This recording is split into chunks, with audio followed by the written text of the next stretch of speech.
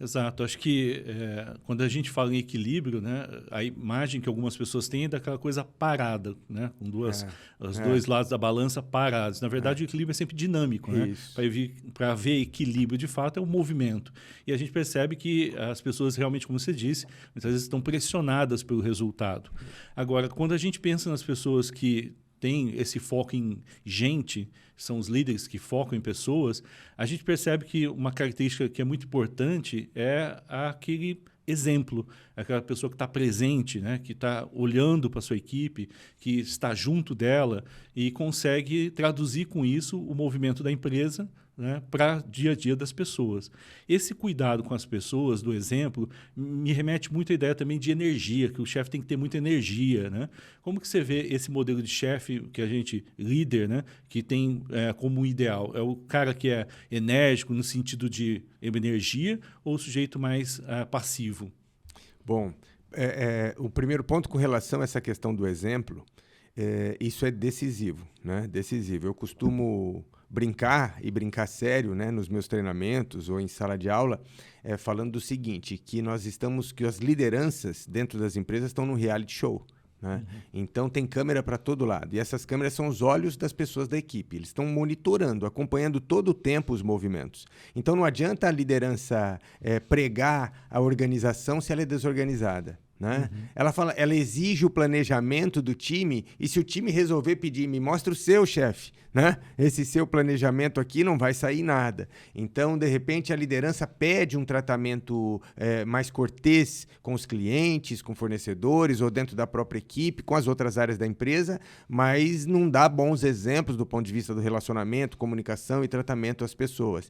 Então, o quanto o exemplo que você trouxe é decisivo, porque muito mais do que aquele recado que a gente passa, verbal muitas vezes, o que faz diferença mesmo é o que a liderança faz, né? Executa no dia a dia. É isso que marca para valer as pessoas. Então, esse ponto é muito importante. E aí, como eu falo do reality show, né, dessas câmeras, né, que são os olhos das pessoas ali monitorando e avaliando, a gente precisa de vigilância. Né? As lideranças precisam respirar, né? E ter vigilância sobre os próprios pensamentos, práticas, falas, né? As ações do dia a dia, porque aquilo é altamente impactante. Né? Tudo que você faz, não é o que faz com elas diretamente. Você está fazendo com outro profissional, você está fazendo com um cliente, está fazendo com um fornecedor, mas a sua equipe está de olho nas suas ações. Então, qual é o impacto que você quer causar? Quais são as competências que você quer desenvolver? Né? Procurar dar esse exemplo para as pessoas, né?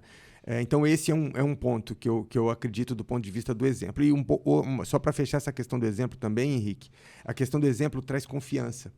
E tem uma competência decisiva, né? E aí eu reforço, que é a questão da confiabilidade. O líder que não é confiável aos olhos do time, ele faz muita força, né? Ele ou ela, né? A liderança que não é confiável faz muito esforço para conseguir resultados pequenos.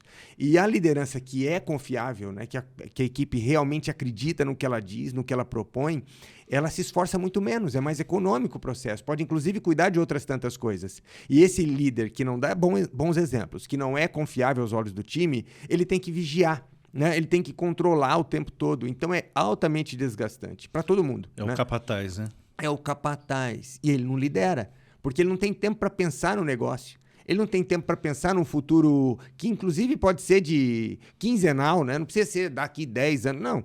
Quinzenal, para o próximo mês, para o próximo semestre. Por quê? Porque está ali no dia a dia como capataz, controlando absolutamente tudo. E aí deixa de ser líder efetivamente, porque o líder que está só no dia a dia, né? Olhando para a operação e controlando tudo que está sendo feito, ele não lidera, porque uma das características da liderança é pensar no futuro, né? E esse indivíduo não tem tempo. Agora, do ponto de vista de ser enérgico ou ser mais... eu não sei se o termo seria cordial, né? Ou mais leve no trato com as pessoas.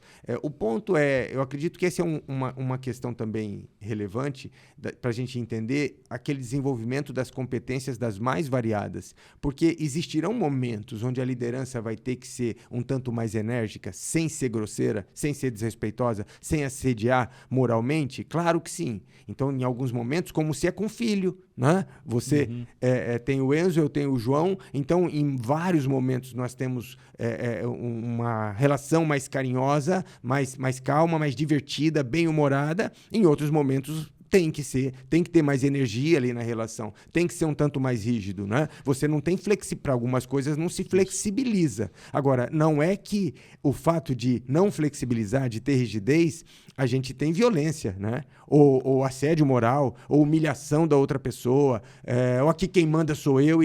Então você não precisa de grosseria para conduzir as coisas, nem em casa e muito menos na empresa, né?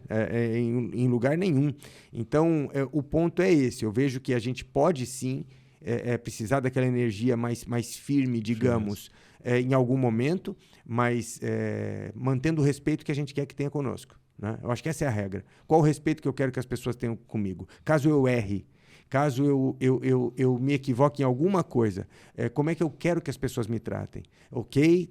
Me corrigindo, propondo que eu preciso acertar, mas com respeito, né? Então, é tratar as pessoas da mesma forma. É assim que eu enxergo.